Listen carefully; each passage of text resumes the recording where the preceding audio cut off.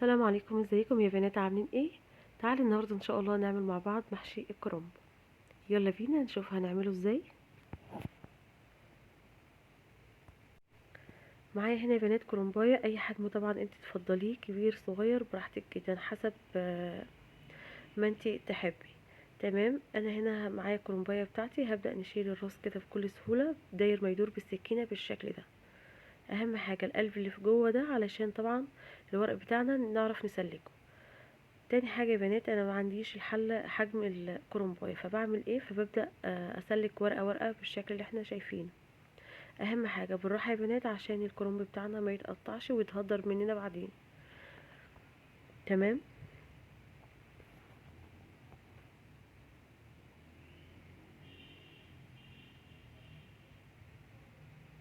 بالشكل ده يا بنات.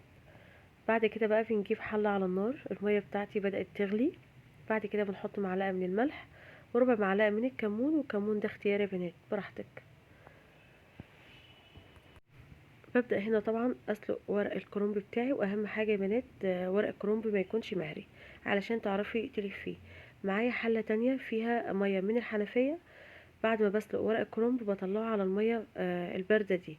هنا بوقف مرحلة السوا يا بنات، بتوقفي مرحلة سوا الكرنب بس براحتك. لو انتي مش عايزة المرحلة دي براحتك، بس انا هنا كمان في خطوة تانية، ان انا بشطف الورق. تمام، يبقى من المية المغلية على المية الباردة، وبعد كده بشطف الورق يا بنات. يعني يعتبر دي حاجتين في حاجة. ايه هي؟ ان انا بوقف مرحلة السوا، وان انا كمان بشطف الورق بتاعي. تمام، وده شكل ورق الكرنب بتاعنا. نيجي بقى للتوضيب. بنشيل العرق اللي هو في قلب الورقة، وبعد كده بنلفها رول بالشكل ده. وبعدين بنوضب الورقة زي اي حجم انت بتفضليه، اي حجم ورق انت بتفضليه وضبي. طيب الهدف من التوضيب ان احنا بنشيل الورق التالف، يعني ورقة صفرة بنشيلها، ورقة فيها عرق. في عرق طبعا بيقابلنا كده بنعرفش نلف منه الورقة، بحاول ان انا اشيله. تمام، يعني لو في عرق من الجنب كده بنشيله بالسكينة. هنشوف مع بعض كل حاجة دلوقتي. يبقى بنجيب الورقة بتاعتنا، بعد كده بتنيها تنيتين، وبنشيل العرق، وبعد كده ببدأ اوضب الورق اي حجم طبعا انتي بتفضليه. تمام، شايفة يعني دي كان فيها عرق وحسيت انها طويلة، لفيت الصباع جه معايا. تمام، يبقى كده الورقة كده مظبوطة. هنا الورقة فيها حتة تالفة شلتها، يعني ورقة صفرا. تمام يا بنات. ممكن لو احنا بنوضب بيبقى فيه ورق صغير، ممكن نحط ورقة قصاد ورقة. تمام، وبعد كده بنلف الصباع عادي. يعني انا هنا بقولك الورقة دي مقطوعة من النص، لفتها التقطيعة ما بانتش، يبقى دي كمان دي كده تمام مش هتترمي. تعالي هنا كده، ده في ورقة تالفة شلتها هنا مقطوعة من النص جدا، فجبت ورقة صغيرة من اللي انا كنت بوضبها وحطيتها. وبعد كده هنبدأ نلف الصباع بتاعنا. تمام، ووضبته. حاولي ما تتلفيش، لو كل يعني وفقي ورقة بين ورقة علشان طبعا ما تهدريش من الكرنب. يا ريت هنا يكون عرفت ان انا افيدك في توضيب الورق. في كتير مننا بيشكي ان احنا بنهدر في الكرنبايه، فطبعا لا، حاولي توفقي زي ما انا قلت لك. وده شكل الورق بتاعنا بعد ما وضبناه. تعالي بقى نشوف اللي احنا هنستخدمه في تسبيكة المحشي. معايا طماطم مفرومة. معايا الخضرة بتاعتي عبارة عن كزبرة وشبت وبقدونس. البقدونس طبعا ممكن نستغنى عنه تماما، يبقى كزبرة وشبت. تمام يا بنات. وكمان معايا البصل المفروم. حلة على النار بنحط فيها ربع كوباية من الزيت، او حسب الكمية اللي انتي هتعمليها. يعني انا هنا حسيت ان انا احتجت زيت حطيت. تمام، ومعايا هنا بصلتين كويسين محترمين يعني. بعد كده فرمتهم وحطيتهم على الزيت. البصل بتاعي هنا بنشوحه تشويحة كويسة، يعني مش يدبل، لا يكون داخل على الاحمرار كده. قبل ما يخش على الاحمرار ببدأ اضيف قرن من الفلفل، والفلفل ده اختياري. يعني الفلفل ده اختياري يا بنات، بس بيدي طعم حلو قوي قوي قوي لتسبيكة المحشي. تمام، بعد كده بشوح الفلفل مع البصل. اول ما اشم ريحة البصل كده مع الفلفل، ببدأ احط نص معلقة او ربع معلقة من البابريكا. تمام، ممكن نستغنى عن البابريكا ونحط معلقتين من الصلصة حسب رغبتك. تمام يا بنات. بعد كده الطماطم بتاعتي ما كانتش حمرا قوي يعني، فبالتالي طبعا حبيت يعني اضفت ان انا احط البابريكا. بعد كده بنضيف الصلصة او الطماطم ونسيبها تتسبك. تمام.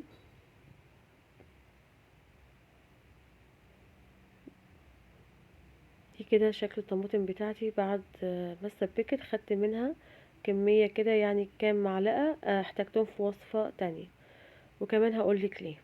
بعد كده بنحط التوابل بتاعتنا عبارة عن ملح، كزبرة، كمون وفلفل اسود.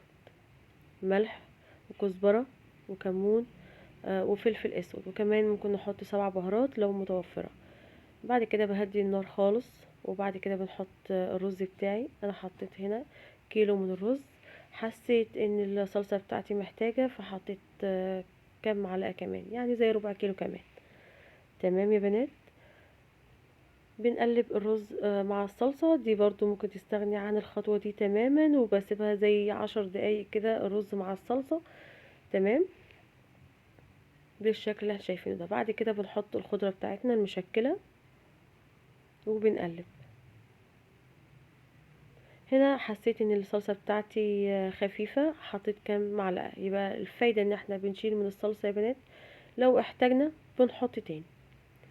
تمام. يبقى كده الخلطة بتاعتي جاهزة. بجيب طبق بقى علشان ما ازفرش كل الخلطة بتاعتي، لان انا لو فاض عندي حاجة بحطها في التلاجة لتاني يوم وبكمل عليها. تمام. يبقى انا بحطه في طبق خارجي كده وبراحتك برضو. هنا بقى عندي الورق بتاعي بحطه على كف ايدي، صوابع ايدي بالشكل ده، وببدأ نلف المحشي بتاعنا.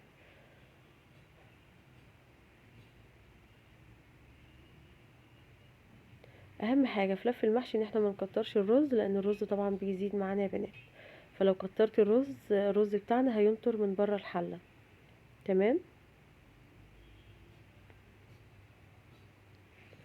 بنبدأ نلف المحشي بتاعنا زي ما احنا شايفين كده.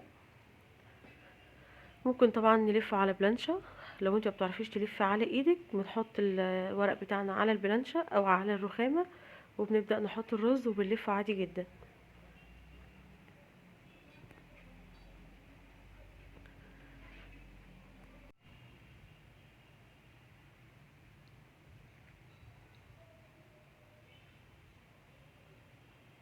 بنبدأ نلف طبعا. شايفة دي مقطوعة من النص، بدأت ألفها ما بانتش أي حاجة.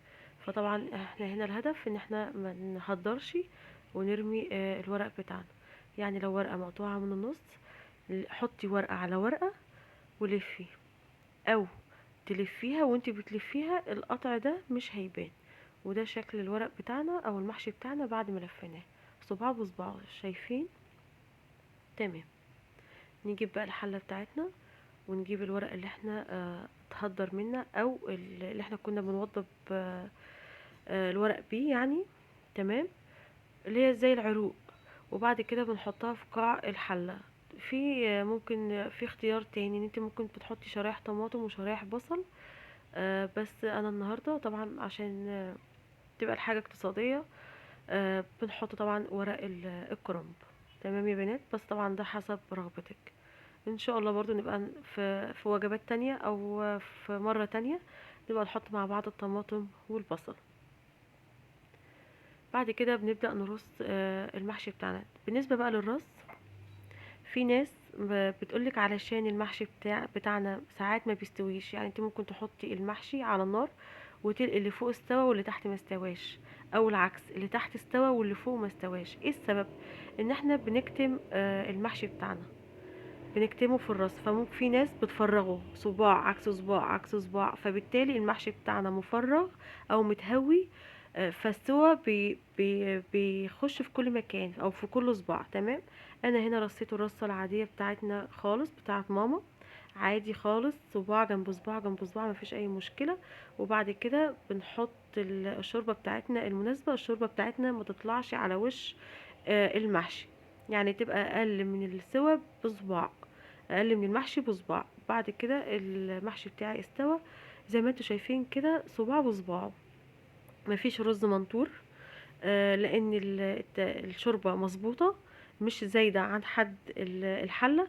تمام، اللف بتاعنا مظبوط، وزي ما انتي شايفة ده الطبق بتاعنا النهاردة، ودي طريقتي في ورق الكرنب.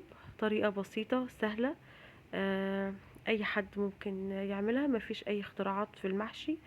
يا رب طبق النهارده يكون عجبك. اهم حاجة ما تنسنيش في دعوة حلوة. والسلام عليكم ورحمة الله وبركاته.